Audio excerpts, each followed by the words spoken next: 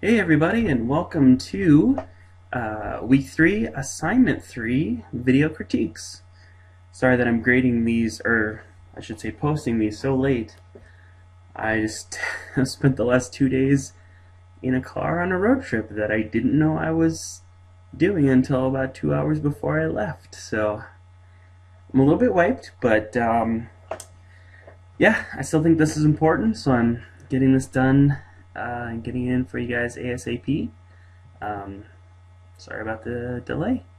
So let's get right down to it. I thought these were a pretty good crop of images here. We're starting off with Jared's here, and so this is his original pano, and I think that, right off the bat, great image and well put together. A lot of times, like in areas like this, like kind of the skies is where you see like if the exposures weren't matched very well. His are matched pretty well. You see just ever so slight of a darkening in these areas. You know, that's part of the reason why we overlap so much, is just because there is a natural, just ever so slight light fall off near the edges of our image. It just happens from the way that lenses work. Having said that, his is really pretty nice. There's not, I really can't find anything to complain about. And I really like this image. I think it's really, it's an image that fits this format in terms of, it feels like it needs to be wide rather than just like he did it because he could. So it does like have this nice, really long. It feels like it wants to be a really long horizontal. And then I really like this, the way that these. I don't know if those are what, like cattails, pussy willows. I'm not 100% sure. But I like the way that these stand out against the. I assume this is a frozen over lake or wetland or something. I thought that was really nice. And let's look at his different versions and just see what we think of the different ones. So here we have a black and white. You can see a little bit in these, you can see kind of some stuff here. It might just be a little dirt or crud on your lens or whatever. Not a big deal. I actually think it looks good as this too. Again, like an image like this that is fairly monochromatic just in its original form. You know, a lot of times just going straight monochromatic can really kind of sometimes it can heighten some of the things that you're doing here. Like if this was a really kind of a busy image, I don't know that the shift to black and white would really help it much, but because again it's fairly simple, it's really well structured, and there's a lot of sort of negative space, so the space around things. Yeah, I think it really serves it well to be made black and white. And then he also kind of did a cyanotype effect. I think I actually like the black and white version better, although this doesn't necessarily. I'm just going to go ahead and click on that for a second. This doesn't necessarily look bad. The blue goes well with this because, again, it's a winter scene. You do see a lot of blue in it. But I think probably my favorite version is the black and white, for the reasons that I mentioned previously. Yeah, I think that's maybe part of why I like the black and white, is that it does sort of highlight the space around space, which we call the negative space, around all these, and sort of really, I think, accentuates the sort of the pattern thing that's going here. Now on the other hand, you do get a slight bit, if you kind of like slightly unfocus your eyes, you can see that these are just like a little bit darker in a couple of these spots. That's the sort of thing too that you can fix with just sort of like an adjustment layer, like do a little bit of local correcting, whether it's simply darken the areas around it, or selectively lighten these spots. But yeah, I don't think that, I mean, I really don't even think it's much of an issue. It's just something I brought up because I noticed. Um, you know, I tend to, as the class goes on, I tend to bring up more of that stuff just because I feel like you guys are kind of progressing sort of in your visual awareness of things, and you know, so I just want to bring that stuff up. I trying to get a little bit more in depth with the critiques of each individual image. But there's some really nice stuff here. I mean, I love what's happening too in this area. We're getting some just really nice tonal stuff here, and this sort of lighter on the horizon going up to darker up here. I think is a really, I mean, it kind of, again, if you unfocus your eyes, it's really a sort of an interesting thing. Not unfocus it because it's not a good image, but unfocus it so you can sort of see, maybe pay more attention to the quality of the light here rather than simply the subject matter of the image. But yeah, Jared, absolutely nice work. I thought that all three of these were successful, even though, again, this is my favorite one. It may just be because I, you know, spent so many years working in black and white. Alright, oh, so next is Ashley's. And Ashley had a really cool one too. Let me see here. So I'm going to click on this. So she actually did two panos, which weren't, you know, they were both like these landscape images. You see a lot of landscapes on this, and I actually think that that's one of the best uses that you can put this to. Partly again because a lot of landscapes you tend to, you know, you're looking based on the horizon, so it tends to be a format that works well. And the other thing is that you really, with landscapes, you have, a lot of times it's a little underwhelming when you see a photo of a landscape because people are trying to take this huge thing and make it, you know, sort of huge grandeur of mountains or, you know, an open field or trees or whatever, and they're trying to make it into like a small photograph. And it tends, you know, if it's not really well composed and really well lit, it tends to be kind of underwhelming. So I think with the panorama, you do have a little bit more of an opportunity to sort of capture that, just some of that feeling of that grandeur. So you do tend to see a lot of panoramas that are landscapes. Well, and also, I mean, if this was like, you know, your regular, you know, the regular format, you would just have a lot more sky up here, potentially, and a lot more land down here, when this is kind of the most visually interesting part, you know, which is the horizon. So, but getting back to Ashley's work here, I think one of the things that I find really cool are these, I don't know if they're jet trails or what, but I love this, the way that these arcing cloud trails or chemtrails or whatever you want to call them, sort of, they mimic some of the stuff that's happening with the hills, so you get this effect of, I'm going to switch this, you get this effect of like arc into arc into arc, and it's coming down here, we're getting these arcs here, we're getting these arcs here. This is really a pretty well put together image, just in terms of composition, you know, using the sort of elements of photography really well. And then I feel like, again, just like with Jared's, having the longer side-to-side space to play with is really, I think it enhances what she's trying to do here. And I think it might even be, now that I'm thinking about it, it might even be that it sort of mimics what our eye does, because our eye, I think, tends to scan, you know, horizontally a lot more than it does vertically. The only thing that I could think, if this was, you know, again, an image that was longer this way, is that you would get sort of a more maybe expansive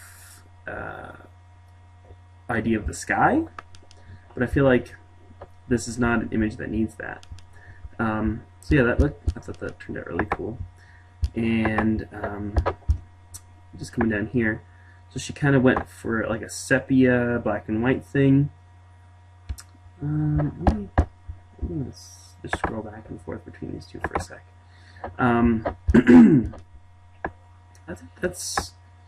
think I maybe like, again, the sepia tone here, the sepia tone, for a lot of the same reasons that I preferred Jared's black and white. I think this one too has like a lot of sort of visual texture. You sort of have the roughness here, and it's kind of mirrored a little bit here.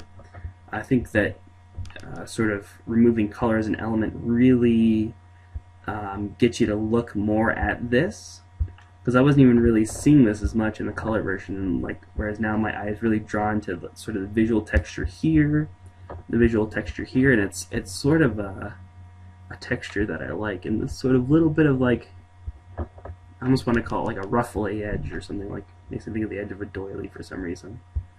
But I really think that's cool. And then I really liked what you did here on this next one, which was adding the texture. You definitely lose some of the texture of the sky, but I think what you get in exchange for it is like a texture, you know, of like a substrate. I think that really is kind of a cool thing, especially like in areas like this, like anywhere where it's picking up the texture coming through. And again, it may be at least in part the fact that I'm just partial to this sort of rough textured look. I do some of this with my own work, you know, sort of pre-done alternative substrates and do different things like that. But I also think that it serves the image really well, because you do still have a lot of that visual texture here, and it's sort of mirrored in the substrate. And I think it sort of adds maybe another level of a way that you can look at it, like another level of content, where you know, you sort of, rather than looking through into the image, you know, and just seeing what the mountains and stuff are doing, you're now also looking at the thing that it's on, you know, even though it's technically not on this because it's digital. It makes you, maybe adds a layer, because you're looking also at the process. You're looking at what the substrate is in addition to, you know, the image itself. And I like that. I think that that's really a cool thing here. All right, and then this is her second one. And then this, you can kind of see, like, this felt more like a, I almost wonder if this is like next, I don't know. So this seems definitely more like, you know, wilderness, and this seems, you know, you're kind of getting like farms and houses and stuff, so this is a little bit of a different take on that. But again, a lot of the same stuff is happening here with the kind of texture in the sky. I don't know between these two which one I like more. I'm going to look at the other versions as well. Okay, so this is more of like almost like a selenium tone one here. Although it is more purple than what you would see in a selenium tone, so maybe I'm just...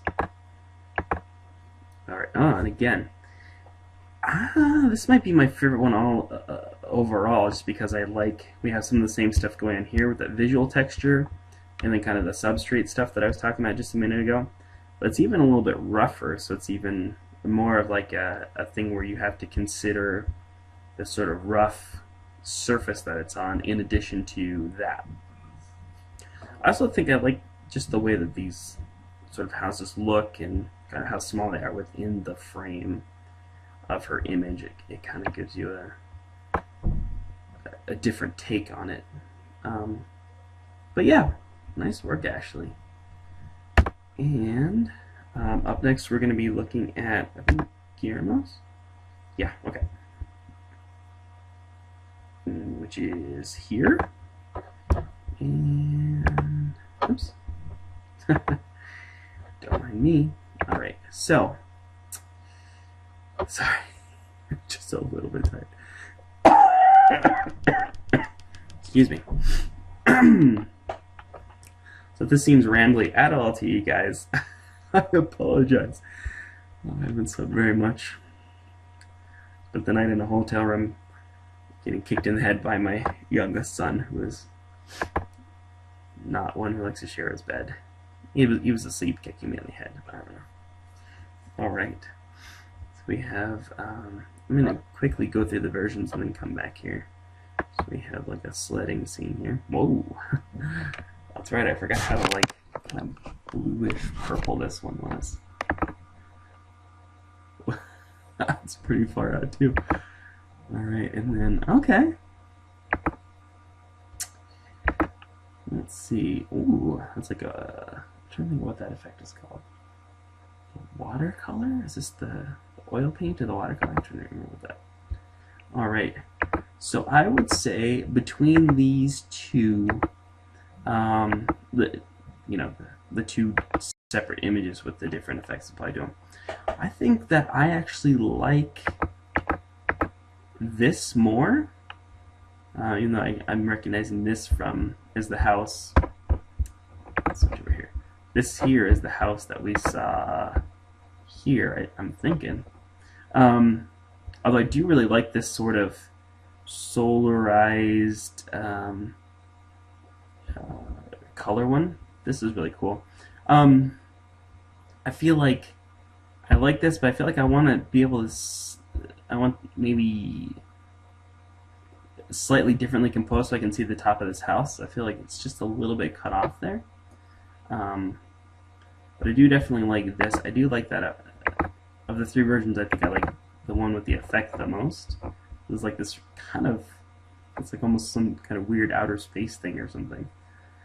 I don't know what, I mean, it's like sledding on Jupiter or something. I don't know. Something about that just kind of, I find appealing in a way that I can't really explain. But I think that this, I like this image more just because I feel like it's better composed. I like the sort of the way that this is divided up, between the three houses. Again, I kind of wish I could see just a little bit more of the top of this and this, but I do. I mean, it might almost be a matter of like, same spot. You get your tripod set up here, but you just like lower it a little bit and sort of tilt the camera slightly up more. So like you're just getting a little bit more of the sky in here. But yeah, I like this sort of repeated house form. I like a lot of the whiteness here. I think that this is really, again, and even kind of similar to what we were talking about with Jared's, where you had sort of the pussy willows on the white background of the lake. I think you got kind of a similar thing happening here with some of these shapes and the way that this is put together. But I like this one. I think I'm just looking between the different versions. I think I actually like the color one here more. I think the other thing I like maybe more about this is it's more of a wider pano one. Like this other one is a little bit, it's not as wide horizontally. And I kind of, on this one, I really am liking a lot of the wider stuff. I'm going to zoom in a little bit more on this one. But yeah, I feel like, I'm trying to think of what it is about this that I'm finding appealing. I like sort of the feeling of being in the neighborhood. And I like, I think too, having seen the one, the other image before this is kind of making me also feel like sort of feeling of like winter fun time. It might also be some of this, like stuff in the backyard here, but I feel like I'm sort of enjoying a lot of that stuff. Again, sort of feeling of funness, a feeling of, I don't know, maybe like nostalgia a little bit, like sort of home for the holidays type feeling, where you kind of come here or to one of these houses and sort of get to see your relatives and stuff. I think part of that's being conveyed simply by the setting, and part of that is being conveyed by the way in which you shoot it. Sort of feeling like the same scene would look very different if it was shot in a way where I don't know, maybe part of it. I'm sorry, I'm skipping around a little bit. I think maybe part of it is that you're shooting the backs of the houses rather than the front. Like,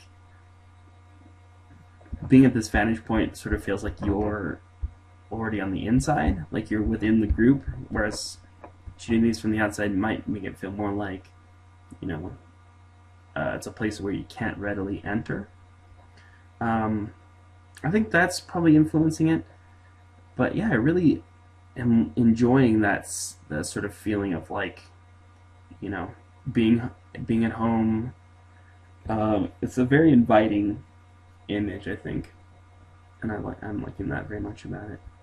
So nice work here, Mo. And then last but not least, we're gonna look at Anne's work, which is these two here. I feel like all the snow in these is really kind of is helping it. Like everyone is using it in a really good way.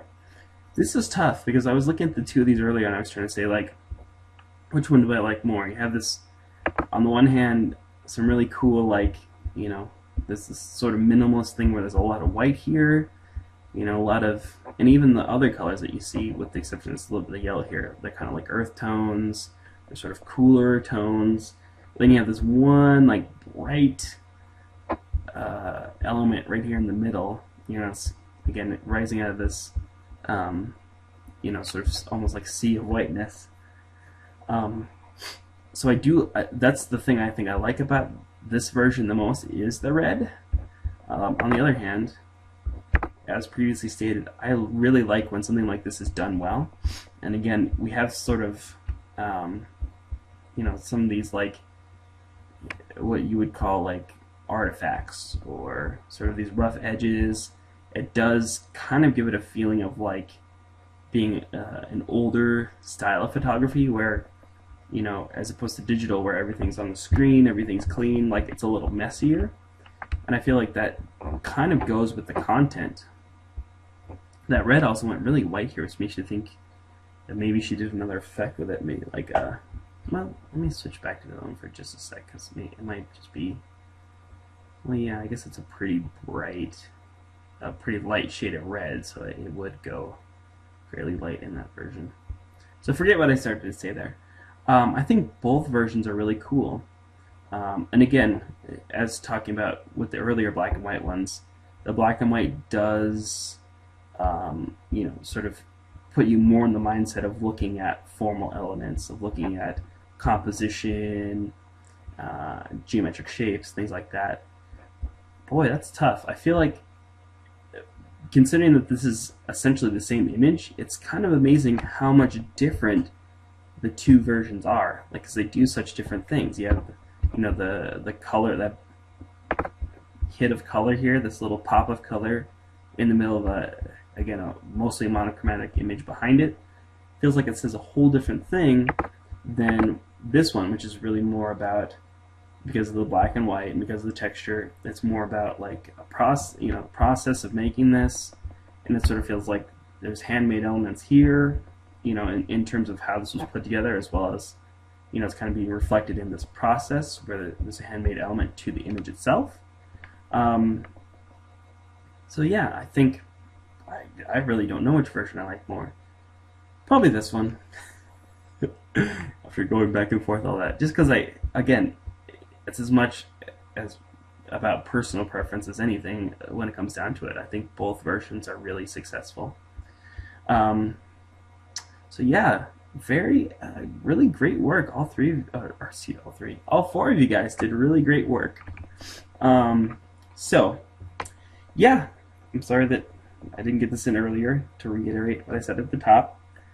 All right, so the word of the video to let me know that you watched it is Stormtrooper, just like from Star Wars, because my son left one of his action figures in here, my oldest son left one of his Star Wars action figures. So Stormtrooper. And great work, guys. I thought everyone did excellent. All right.